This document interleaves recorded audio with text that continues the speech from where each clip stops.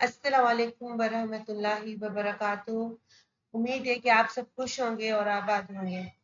आज जो मेरा टॉपिक है वो appellate जुडिक्शन of supreme court under article 185 of the constitution 1973 है। सुप्रीम कोर्ट जो है उसको अपीलेट जुडिक्शन है पर दो किस्म की, एक तो क्रिमिनल अपीलेट जुडिक्शन और एक सिविल अपीलेट जुडिक्शन। अब इसमें वेज कितने हैं जिससे हम अपील फाइल कर सकते हैं? तो इसमें दो वे से, एक तो आपको मैटर ऑफ राइट हो जिसमें अगर कंडीशन, कोई भी कंडीशन अंडर आर्टिकल 185 में जो कंडीशन एक्सप्रेस की गई हैं, अगर इसमें से कोई भी एक कंडीशन आपके केस में सरफेस्ड होती है तो आपको मैटर ऑफ राइट है कि आप जाएं और अपील फाइल कर सकते हैं सुप्रीम कोर्ट में। अगर कोई भी कंडीशन आपके केस में सरफेस्ड नहीं होती तो फिर लीव टू अपील फाइल करनी पड़ेगी। मींस आपको एप्लीकेशन फाइल करनी पड़ेगी लीव टू अपील की अपीलेट जुडिक्शन में। ठीक है। अच्छा, लीव टू अपील फाइल करने के दो हिस्से हैं। एक तो अगर क्रिमिनल है तो CRPLA फाइल करनी पड़ेगी, means criminal petition of leave to appeal. या सिविल साइट हो तो civil CPLA civil petition leave to appeal file करनी पड़ेगी। ओके। इसमें अब पहली जो कंडीशन है क्रिमिनल, इसमें जो पहली कंडीशन है क्रिमिनल अपीलेट जुडिक्शन की कंडीशंस क्या है? अगर क्रिमिनल साइट है तो उसकी कंडीशंस क्या होंगी जो अगर सरफेस हो आपके केस में तो आप अपील फाइल कर सकते हैं सुप्रीम कोर्ट में।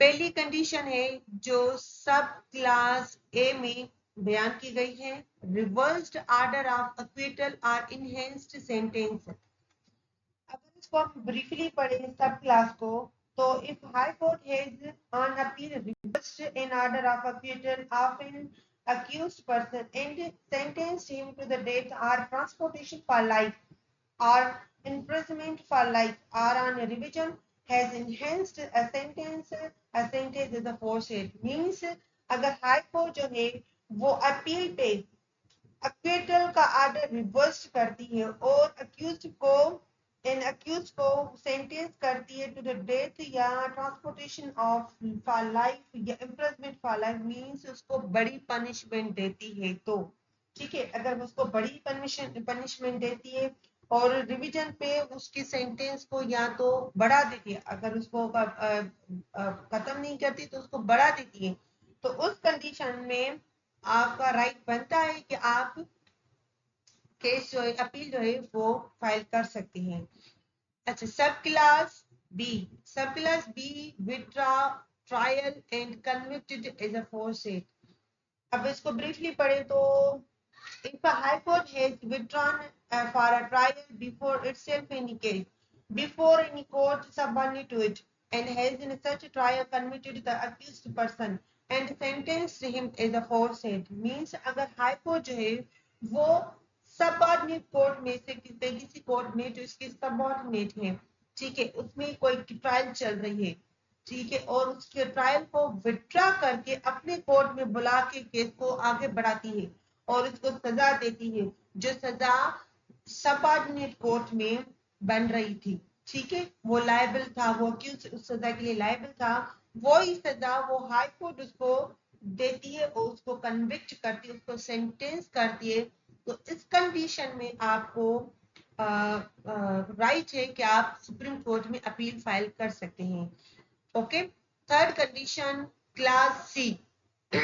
अगर क्लास सी में अगर देखें तो punishment for the contempt of court, अगर इसको आप पढ़ें तो रीड करें तो sub class C, if a high court has imposed any punishment of any person for contempt of high court, means अगर हाई कोर्ट जो है वो कंटेम्प्ट ऑफ कोर्ट के लिए किसी पर्सन को पनिश करती है, उस पर पनिशमेंट इम्पोज करती है, तो उस बंदे को राइट है कि वो सुप्रीम कोर्ट में अपील फाइल करे। ओके। अब सिविल साइड अगर हम चले तो सिविल साइड ये है कि civil appellate jurisdiction, civil appellate jurisdiction जो है उसमें sub class D subject matter value is 50,000 and varied order. अब इस सेक्शन में सब क्लास को रीड करें तो if the amount or value of the subject matter of a dispute in the court of the first instance means first instance जहां पे पहले सबसे पहले केस जो था वो आगे बढ़ा जिसमें सबसे पहले जो केस है फाइल हुआ था उस कोर्ट में first instance. Also in dispute in appeal means वो सब्जेक्ट मैटर जो है अपील में भी not less than 50,000 rupees means उसकी वैल्यू जो है वो 50,000 से कम नहीं है। ठीक है, such other sum is may be specified that behalf where the act of the Majlis Shura Parliament and the judgment decree or final order appeal from his varied or set aside the judgment decree or final order of the court immediately below means इस सब class में ये बोलता है कि बयान किया गया है कि अगर सब्जेक्ट मैटर जो है डिस्प्यूट का ये सिविल साइट है तो कोई सब्जेक्ट मैटर है उसकी वैल्यू जो है फर्स्ट इंस्टेंस में जहां पे पहली बार केस फाइल हुआ था या तो अपील में, ठीक है, उसकी वैल्यू जो है 50,000 रुपीज से कम नहीं है या तो उसकी वैल्यू मजलिस शूरा पार्लियामेंट जो है बयान कर रही है फिक्स कर रही है। ठीक है, तो उस जजमेंट डिक्री या फाइनल ऑर्डर जो अपील में थी, ठीक है, की गई थी, वो जो ऑर्डर जिसे अपील की गई थी उस ऑर्डर को वो हाई कोर्ट जो है वेरी कर रही है या सेट असाइड कर रही है जजमेंट को decree a final order of the court immediately below means कि हाई कोर्ट जो है वो सबऑर्डिनेट कोर्ट में से कोई केस चल रहा है तो उसकी सब्जेक्ट मैटर वैल्यू जो है वो 50,000 रुपीज से कम नहीं है। ठीक है, कंडीशन ये या तो वो अपील में है और अपील में उसकी जो सब्जेक्ट मैटर वैल्यू जो है वो 50,000 से कम नहीं। ठीक है, अब उसमें कोई आर्डर होता है तो हाई कोर्ट जो है उस आर्डर को वेरी कर देती है या उसको खत्म कर देती है, सेट असाइड कर देती है या तो उसको वेरी कर देती है। तो उसमें उस बंदे को उस पर्सन को राइट है कि वो सुप्रीम कोर्ट में अपील करे। ठीक है, सब class F case involves in a substantial question of law. अब इस सब क्लास को अगर हम रीड करें तो if a high court certifies that the case involves a substantial question of law is to the interpretation of the constitution means high court में कोई ऐसा केस आया है जिसमें वो सर्टिफाई करे that there is involve a substantial question of law means यहाँ पे सब्सटेंशियल क्वेश्चन ऑफ लॉ है। So Supreme Court interpretation of constitution की रिक्वायरमेंट है तो इसलिए अपील फाइल की जा सकती है सुप्रीम कोर्ट में। ठीक है, अब सब क्लास एफ ई इसको हम भूल गए थे रीड करना। Sub class E the order judgment involve in a claim question of value of the property and has a set aside judgment. If a judgment decree or final order involves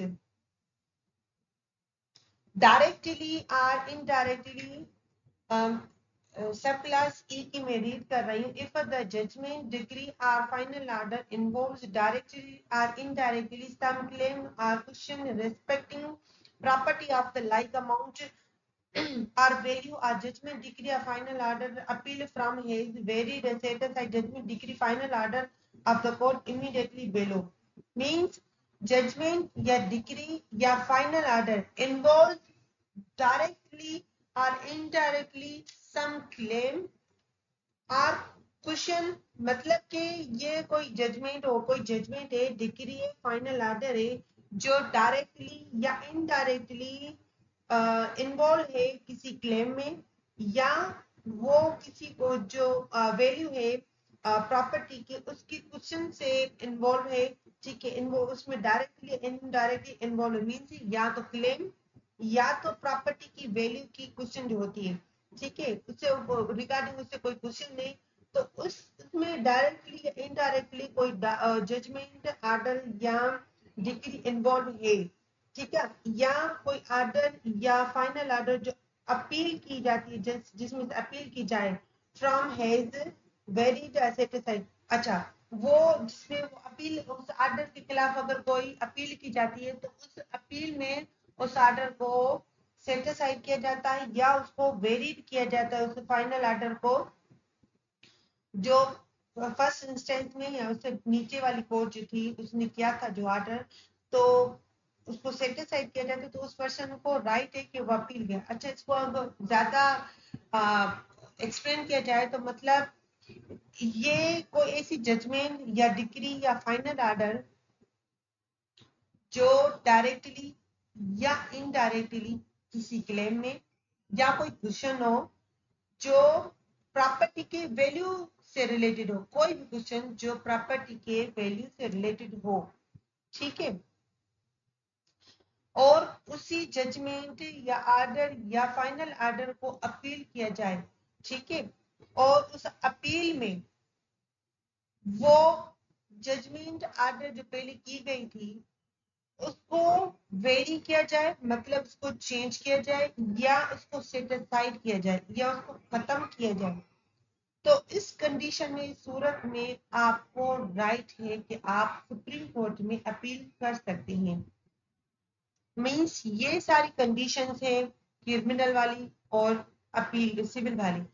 इसके अलावा अगर ये condition, इसमें से कोई भी condition अगर आपके केस में सरफेस नहीं है तो you have no right to appeal in Supreme Court. तो अब क्या किया जाए? अगर आपको राइट नहीं तो अब क्या किया जाए? तो इस कंडीशन में अगर इसमें से कोई भी कंडीशन आपके केस में सरफेस नहीं होती तो आपको एप्लीकेशन फाइल करनी पड़ेगी, leave to appeal under the class 4 under the article 185 के क्लास 4 के तहत आपको एप्लीकेशन फाइल करनी पड़ेगी अपील, लीव टू अपील की टू द जो appeal जुडिक्शन of the supreme court, ठीक है। वो सिविल में भी हो सकती है लीव टू अपील और क्रिमिनल में हो सकती है। अगर सिविल में होगी तो CPLA होगी, मतलब civil petition of leave to appeal. अगर क्रिमिनल में होगी तो CRPLA होगी, मतलब कि criminal petition leave to appeal होगी, ठीक है। ये दो मतलब लीव टू अपील में भी क्रिमिनल साइड भी हो सकती है और सिविल साइड भी हो सकती है। Thank you.